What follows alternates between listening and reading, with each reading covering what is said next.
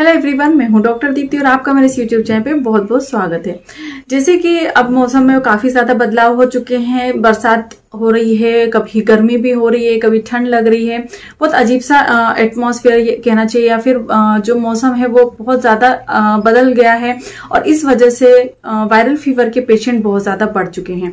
अब हर घर में आप देखेंगे कि कोल्ड फ्लू और सर्दी बुखार खांसी ये बहुत ज्यादा आम चीज हो गई है। इस समय काफी ज्यादा ऐसे पेशेंट हमारे पास आ रहे हैं जिन्हें फ्लू हो गया है या वायरल फीवर हो गया है, और बच्चों की संख्या इसमें बहुत ज्यादा मानी जाती है। तो आज की इस वीडियो में हम इसी बारे में बात करेंगे, इसकी एक बहुत ही अच्छी होम्योपैथी मेडिसिन के बारे में बात करेंगे और उसके क्या बचाव हम कर सकते हैं, किस तरीके से ध्यान रख सकते हैं, उसके बारे में चर्चा करेंगे। तो ज्यादा टाइम व्यतीत ना करते हुए इस वीडियो को हम आगे बढ़ाते हैं। और यदि आप मेरे इस वीडियो को पहली बार देख रहे हैं और अब तक मेरे चैनल को सब्सक्राइब नहीं किया है तो प्लीज जल्दी से सब्सक्राइब कीजिए, बाजू में ही बेल आइकन को जरूर प्रेस करिए ताकि आपको मेरी हर वीडियो का नोटिफिकेशन टाइम पर मिल सके। तो चलिए शुरू करते हैं। वायरल फीवर जो होता है वायरस की वजह से होता है, क्योंकि नाम से ही पता चल रहा है। और वायरस जो होता है वो हमारी आंखों से हमें दिखाई नहीं देता, हमारे आसपास के वातावरण में कई सारे वायरस होते हैं जो कि हमें बिल्कुल भी नजर नहीं आते हैं।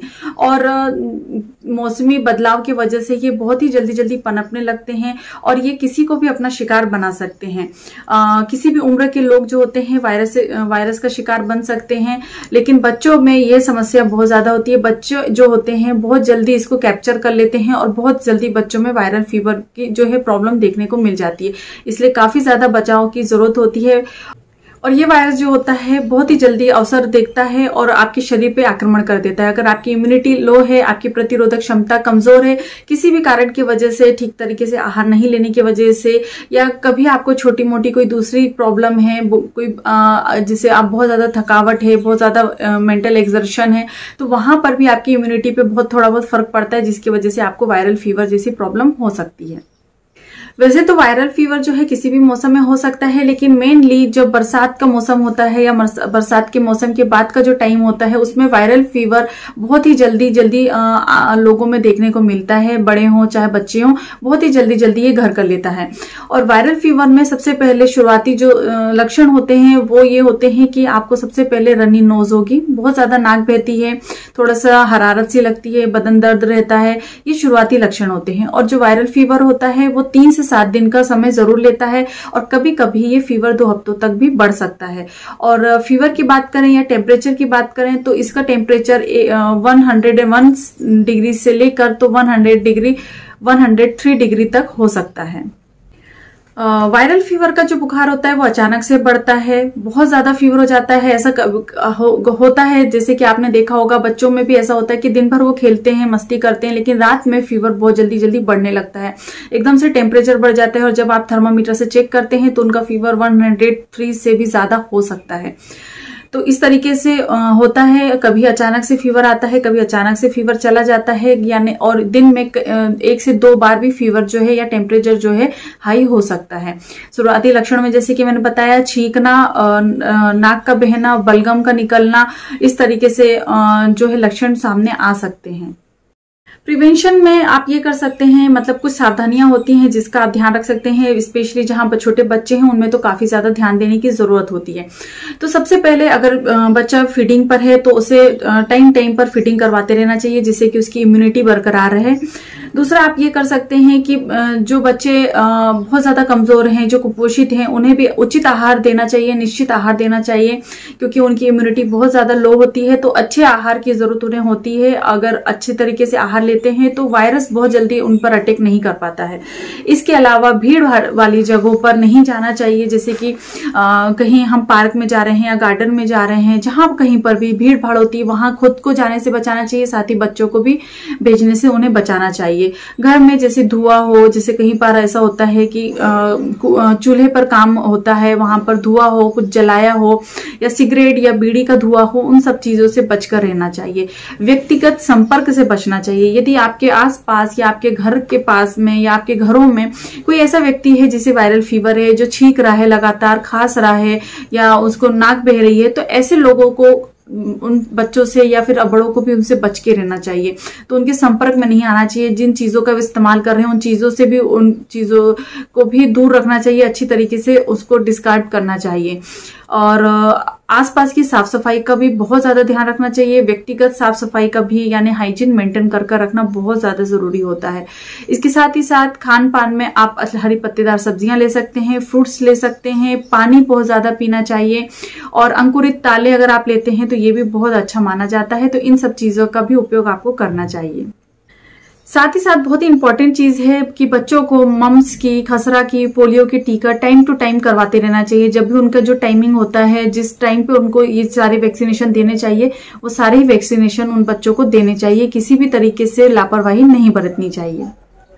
लक्षणों की बात करें तो इसके लक्षण बहुत ही आसान होते हैं, बहुत ही कॉमन लक्षण होते हैं। सबसे पहले तो छींकें आती हैं शुरुआती तौर पे, बहुत ज्यादा नाक से पानी सा निकलता हुआ नजर आता है, बहुत ज्यादा चेहरा जो है मुरझाया हुआ सा लगता है, किसी भी काम में मन नहीं लगता है, हमेशा उन्हें ऐसा लगता है कि वो थके थके हैं, उन्हें हमेशा आराम करते रहने की इच्छा करती है, कमजोरी बहुत ज्यादा बनी रहती है, भूख नहीं लगती है, सिर दर्द होता है, ठंड लगकर बुखार आता है, बहुत ज्यादा ठंड लगती है, कमजोरी लगती है, यहाँ तक कि मिचली जैसे लक्षण भी देखने को मिल सकते हैं। इसके अतिरिक्त बहुत ज्यादा सुस्तपना लगता है, बहुत ज्यादा बेचैनी सी लगती है, कुछ भी मन नहीं लगता है और साथ ही साथ कभी कभी बच्चों में जब सर्दी खांसी होती है तो उसके बाद में उन्हें कफिंग बहुत ज्यादा होती है।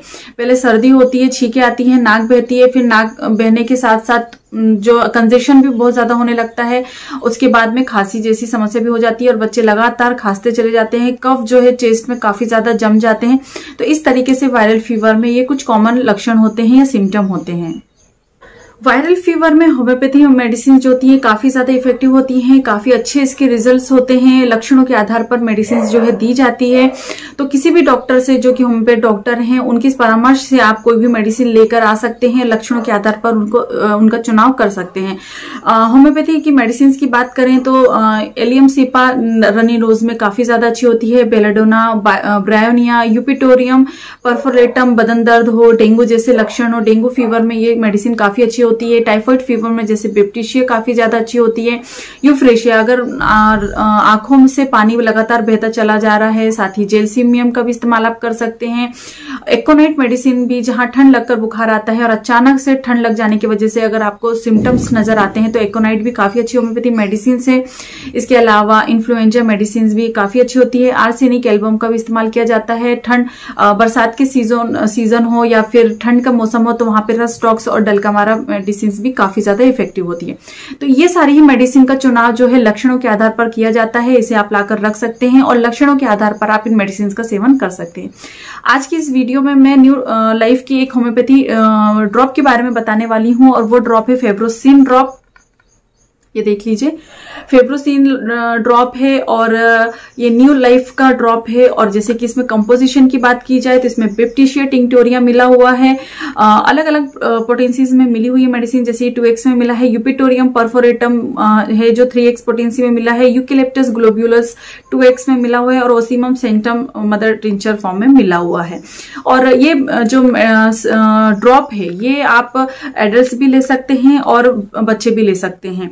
और अगर प्राइस की बात करें तो ये है 90 रुपीज का, ओनली 90 रुपीज का ये ड्रॉप होता है। और ये है 30 ml ड्रॉप होता है ये, और इसका इस्तेमाल आप काफी अच्छे से कर सकते हैं। बहुत ही बढ़िया ड्रॉप है।